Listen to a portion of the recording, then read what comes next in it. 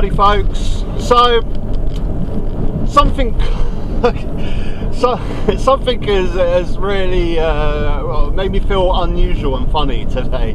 I don't know whether any of you guys saw my video before last about Lawrence Fox, and you know that I can't stand the man, and you know the amount of videos that I've done damning talk radio and GB News. I've done loads, but I found myself in a position today where I had to stand up and say, you know what, Lawrence Fox, I'm actually I have to applaud you for something that you've done. And not only Lawrence Fox, I found myself in the same position with Julia Hartley-Brewer from Talk Radio, and that Dan Wootton, that dodgy GB News presenter.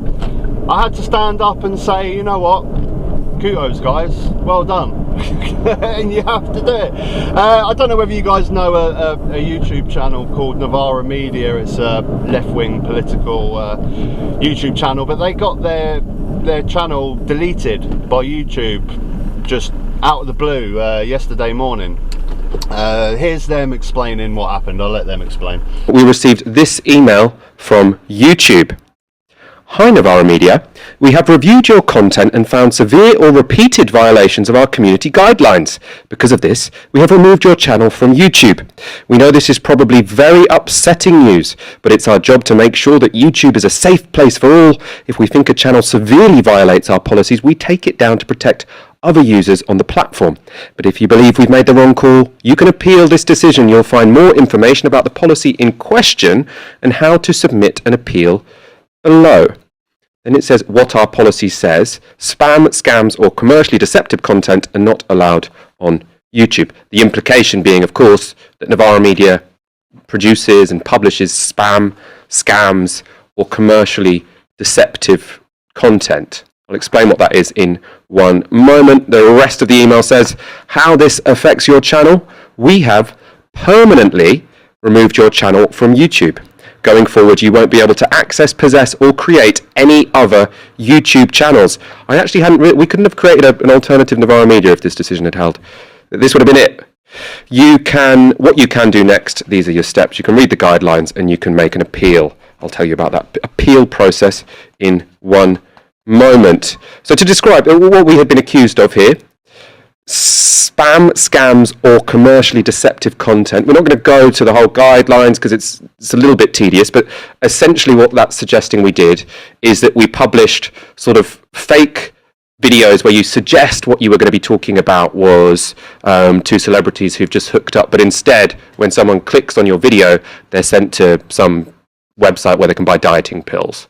But yeah, it's a little bit scary for YouTube channels in general, actually, because I mean, Novara Media have got a very big social media presence. They've interviewed MPs and celebrities, and you know, they got a lot of power on social media. So as soon as this happened, they got onto Twitter and all that, and hashtag Novara back or whatever it was, and had a big social media presence to get this ban uplifted quickly. So they were back within hours, but unfortunately people like myself would not have the luxury of something if YouTube decided to take down my channel for some reason.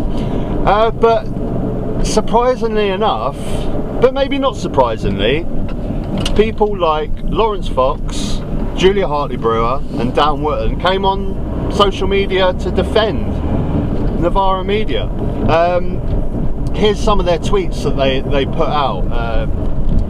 Obviously I'm driving right now, so I can't read them to you, but if I remember, that they're basically saying all the same, that, you know, Novara Media, even though they categorically disagree with pretty much everything they say, they will defend their right to say it. And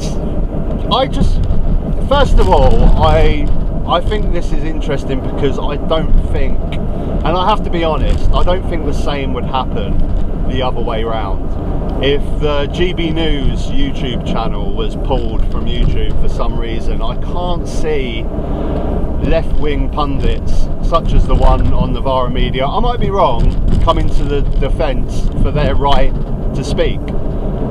And they should do.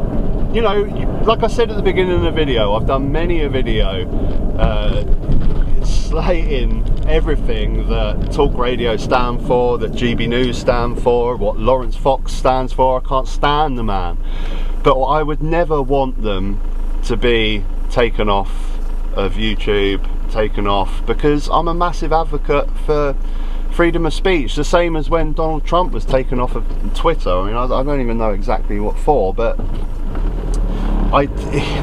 these people need to speak, and we need to be able to debunk them for the same reasons that they're allowed to speak. I should be allowed to speak. And it seems like for a long time now the right have hijacked this notion of freedom of speech, which is crazy, because it's not a right-wing thing, it's an everyone thing, and we all have the right to speak. I'd love to hear your views on this. Am I wrong? Do you think that more left-wing pundits would come to the defence of right-wing YouTube channels if they were taken off the platform? And it kind of I've said on the channel before a lot of times that I think it's great when both sides of the political spectrum can actually come together and agree on something, and I think this might be one of those areas that we can when it comes to freedom of speech. And to see these guys come out in the defence of Novara Media is a great thing. Like I say, I categorically disagree with pretty much everything these guys stand for, but there's something quite beautiful when people from different ends of the political spectrum can come together and agree on something. It's great, and we need to start doing more about this. And there is such a political divide in this country, whether it's Conservative Labour or it's Brexit, anti-Brexit. You're never going to persuade anyone of your argument by arguing and being angry with people in comment sections on YouTube, comment sections in Twitter. This is not how you win an argument, and it has the complete opposite effect, and it's terrible, and it doesn't work.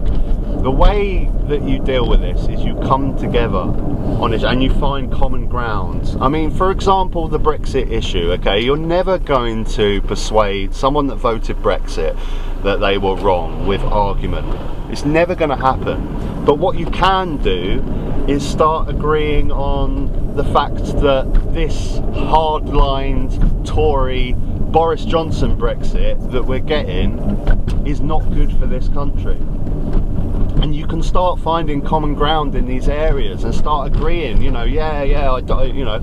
I really do agree with the principles of Brexit, but what we're getting right now is not what I envisioned. And you can start from there, and you can start moving forward.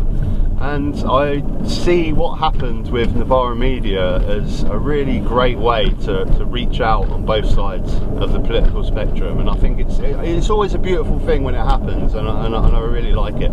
What's your thoughts, guys? Please let me know. Do you think this is the way forward in other issues like Brexit and the Conservatives and Boris Johnson, to find common ground and not be so divided in this country? I'd love to hear your opinions. Till next time, take care.